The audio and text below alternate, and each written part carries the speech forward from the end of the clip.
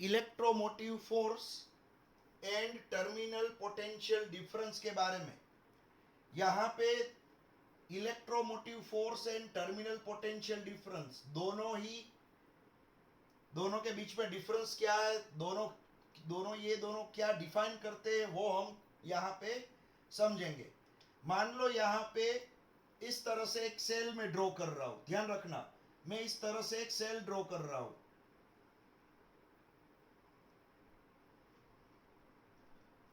ये आपने पढ़ा होगा, ये टाइप का एनोड कैथोड वाला सेल जिसके अंदर एक पॉजिटिव होगा इलेक्ट्रोड और दूसरा एक नेगेटिव होगा, ये आपको मालूम होगा। और इसके अंदर जनरली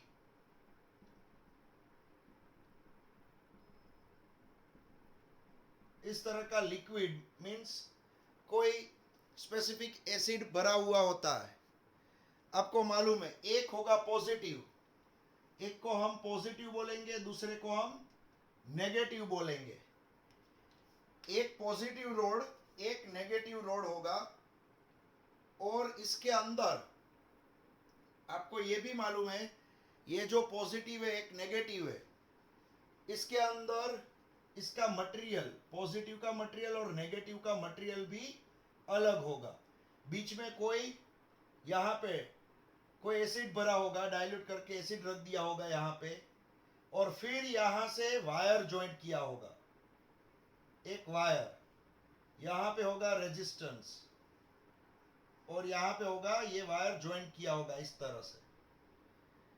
अब यहाँ पे ये जो आप देख रहे हो वो हो गई एक बैटरी, एक हो गई बैटरी, ये पॉजिटिव रोड है, ये है नेगेटिव रोड। अब यहाँ ये रोड और ये रोड के बीच में कुछ पोटेंशियल डिफरेंस होगा, ये दोनों के बीच में कुछ पोटेंशियल डिफरेंस होगा, जिसकी वजह से यहाँ पे ये जो रेजिस्टेंस, मान लो छोटा सा बल्ब है, ये रेजिस्टेंस क्या है, छोटा सा बल्ब, वो ऑन हो जाएगा। तो ये जो बैटरी है आपके कार के अंदर, कार या बाइक के अंदर जो बैटरी आती है, वो बैटरी में उसी तरह से एक पॉजिटिव इलेक्ट्रॉन एक नेगेटिव होता है, बीच में इस तरह का एक एसिड होता है, और ये एक बैटरी का एग्जाम्पल है।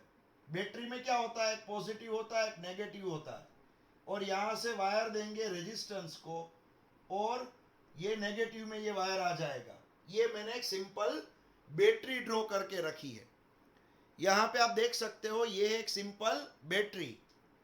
तो ये क्या है, एक पॉजिटिव रोड, ये क्या है, एक नेगेटिव रोड, और यहाँ पे ये है एक सिंपल बैटरी।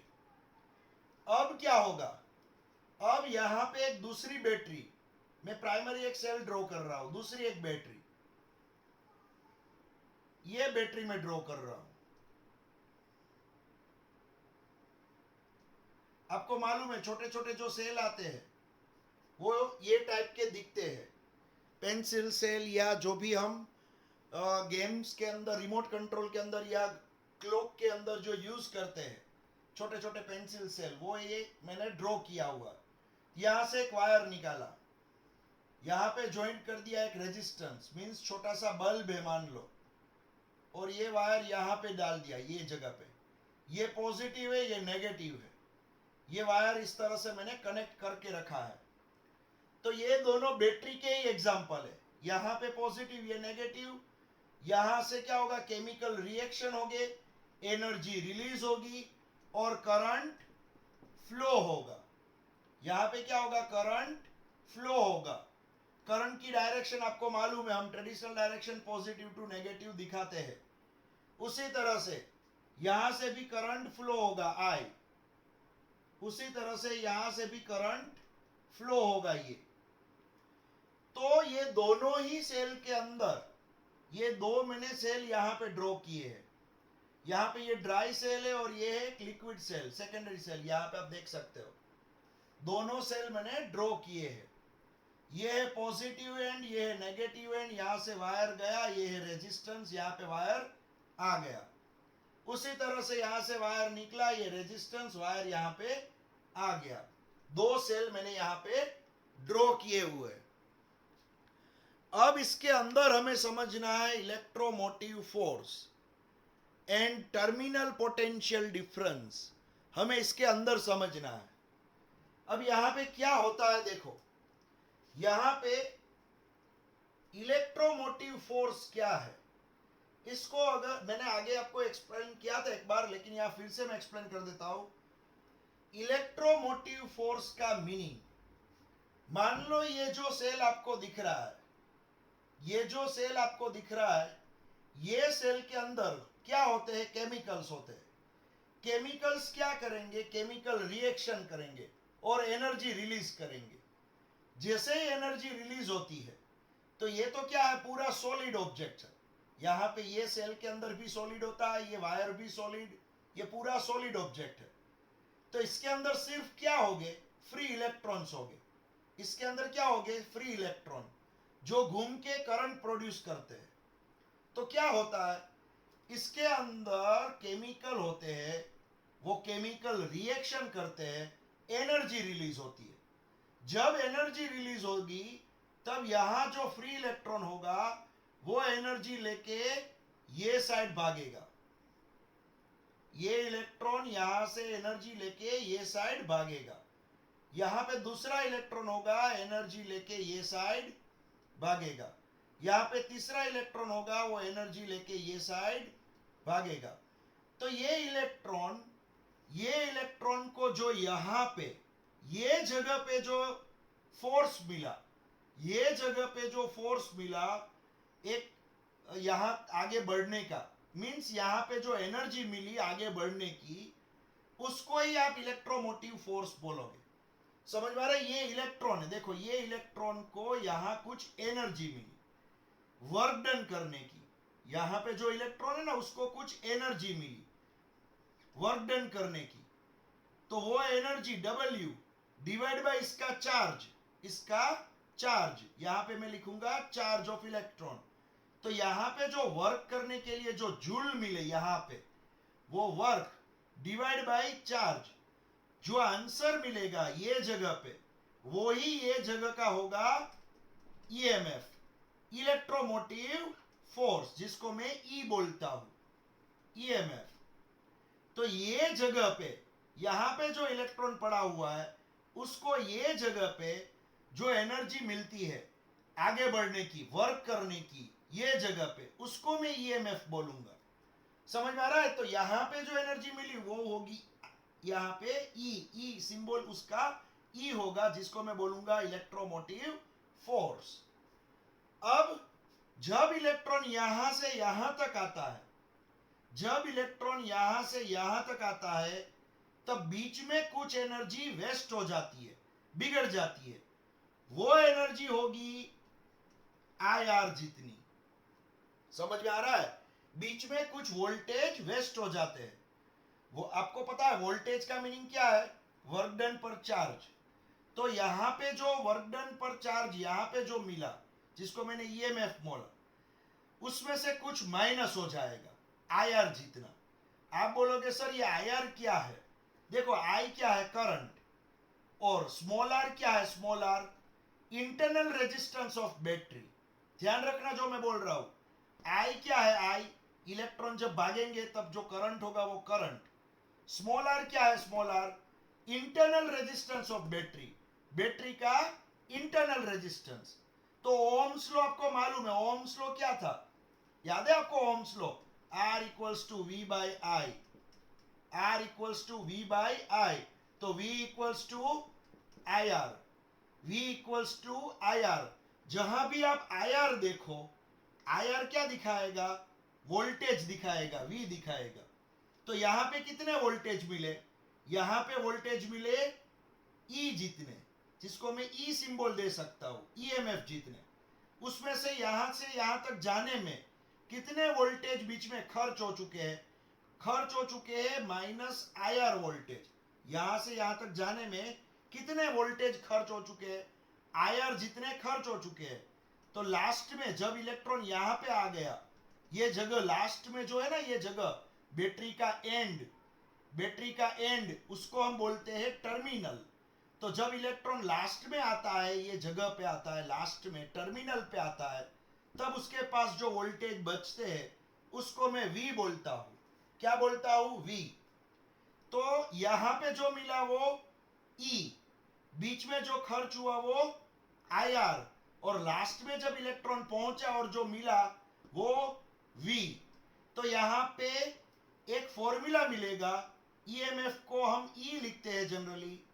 ये है बैटरी के अंदर खर्च होने वाले वोल्टेज, और एंड पे जब आप पहुंचे, ये इलेक्ट्रॉन जब टर्मिनल मींस बैटरी का एंड, बैटरी के एंड पे जब पहुंचा तब जो वोल्टेज मिला वो है V।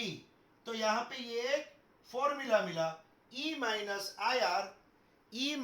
I R equals to V। ये फॉर्मूला मिला, समझ में आ रहा है? यहां पे ये एक फॉर्मूला मिला, और यहां पे अगर मैं E minus V I R ऐसा लिखूं, मैं क्या लिखूं? E minus V equals to plus I R, और मैं यहां पे I का फॉर्मूला लिख दूं, यहां पे मैं I का फॉर्मूला लिख दूं। I का फॉर्मूला क्या बनेगा? सोचो आप, I का फॉर्मूला बनेगा I इक्वल्स टू, यहां I का फॉर्मूला बनेगा I equals to E minus V upon small r।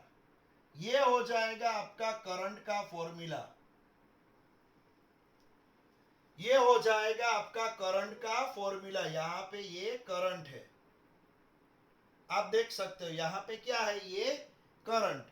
तो ये करंट का फॉर्मूला हो गया, समझ में आ रहा है? यहां पे जो मैंने लिखा है क्या है? देखो, ईएमएफ क्या है? इलेक्ट्रोमोटिव फोर्स माइनस यहां बीच में जो वोल्टेज खर्च हुआ है वो है आई आर, इक्वल्स टू यहां एंड पे जो वोल्टेज मिलेगा बैटरी के एंड पे, उसको टर्मिनल वोल्टेज बोला जाता है। तो यहां से मान लो आप बाइक लेके, ये पेट्रोल पंप है, पेट्रोल पंप में आपने 5 लीटर पेट्रोल पुरवाया, 5 लीटर पेट्रोल पुरवाया मीन्स वो है आपका ईएमएफ ई। फिर आप पेट्रोल पंप से घर तक गए, तो पेट्रोल पंप से घर तक जाओगे तो बीच में कुछ यूज होगा ना, वो यूज होगा, वो आईआर होगा। तो 5 लीटर में से आधा लीटर यूज हो गया। तो जब आप आपका घर यहां पे है लास्ट में, बैटरी का एंड मींस टर्मिनल, जब आप टर्मिनल पे पहुंचे, घर पे पहुंचे, तब आपके पास 4.5 लीटर बचा था। तो 5 litre minus half litre equals to 4.5 litre. तो यहां पे जो मिलेगा वो होगा ईएमएफ, बीच में जो खर्च होगा वो आईआर, और टर्मिनल पे जो मिलेगा वो होगा वी। और इसका सिंप्लीफिकेशन करके मैंने आई का एक फॉर्मूला डिराइव किया हुआ है, समझ में आ रहा है? यहां पे मैंने एक आई का फॉर्मूला डिराइव किया हुआ है। यहां तक कोई डाउट है तो मुझे बताना आप। ये है एक सिंपल सा फॉर्मूला। अब इसके अंदर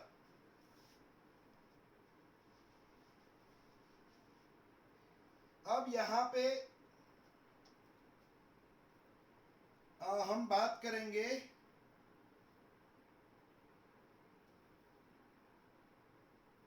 ये टर्मिनल पोटेंशियल डिफरेंस आपको समझ में आ चुका है। टर्मिनल पोटेंशियल डिफरेंस जिसको हम V बोलेंगे, इलेक्ट्रोमोटिव फोर्स को हम E बोलते हैं। तो ये आपको समझ में आ चुका है। यहां पे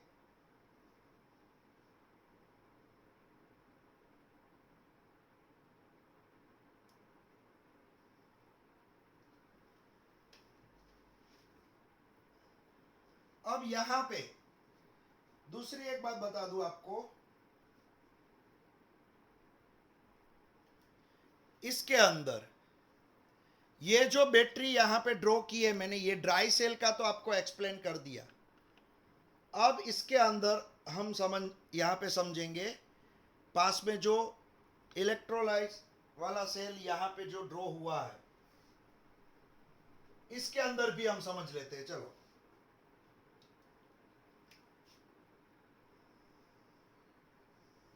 इसके अंदर भी हम यही बात समझ ले।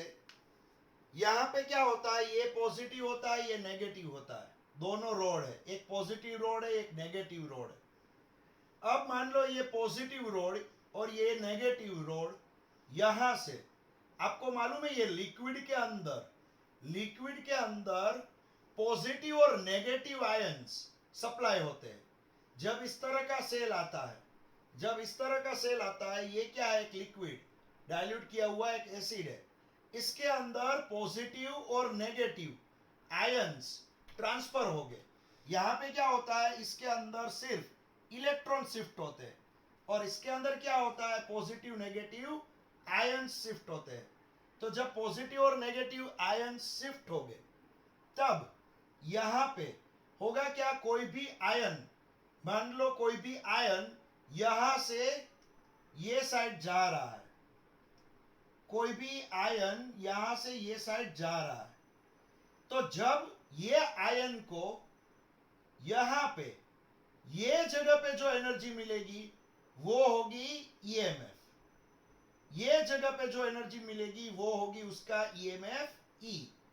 फिर यहां से इसको यहां तक जाने के लिए बीच में क्या होगा, कुछ लॉस करना पड़ेगा। ये जगह पे जो वोल्टेज मिला ना, ये जगह पे जो वोल्टेज मिला जिसको मैं बोल रहा हूं ईएमएफ, इलेक्ट्रोमोटिव फोर्स, लेकिन यहां से यहां तक जाने में बीच में जो उसको कुछ लॉस करना पड़ेगा, वो वोल्टेज को हम बोलेंगे आईआर। और ये है उसका टर्मिनल, ये पॉजिटिव टर्मिनल, ये नेगेटिव टर्मिनल।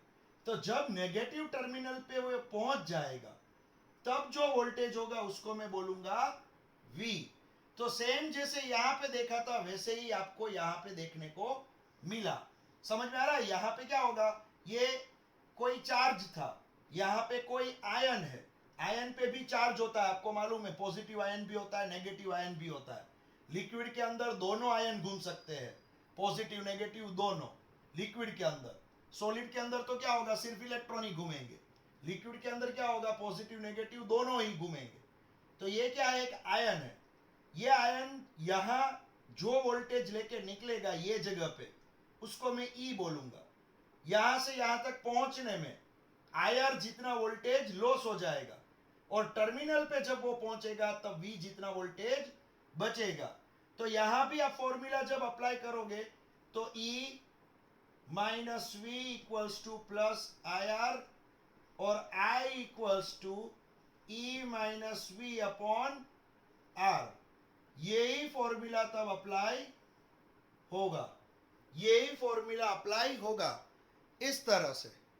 समझ में आ रहा है? तो यहां पे एक चीज आप याद रखोगे, दोनों ही सेल के बारे में मैंने आपको यहां पे एक्सप्लेन किया है। आपकी टेक्स्ट बुक की बात करोगे तो ये सेल लिया है और इतना सा समझाने के लिए उसने 1.5 पेज पूरा भरा हुआ है।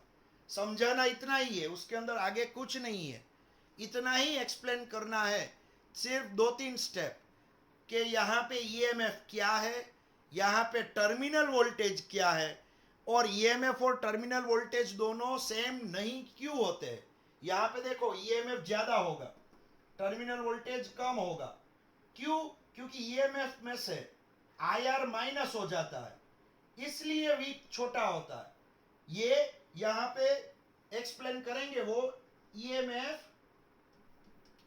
ग्रेटर देन यहाँ पे टर्मिनल वोल्टेज, वो यहाँ पे एक्सप्लेन करेंगे वो।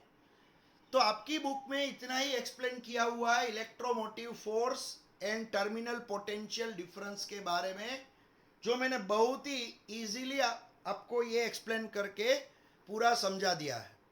समझ में आ रहा है? तो ये electromotive force and terminal potential difference, उसके बारे में जो भी मेन कॉन्सेप्ट है वो मैंने आपको यहाँ पे एक्सप्लेन किया हुआ है।